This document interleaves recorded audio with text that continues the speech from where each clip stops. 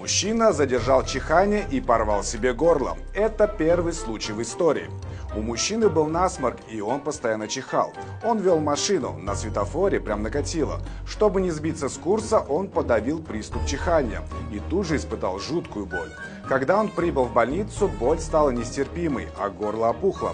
Шея трещала, когда он двигал головой, но дышал он свободно. Оказалось, у него порвалось горло, и воздух свободно поступает под кожу. Самое поразительное, что все обошлось без операции. Дали обезболивающее и отпустили. Вскоре зажило все само.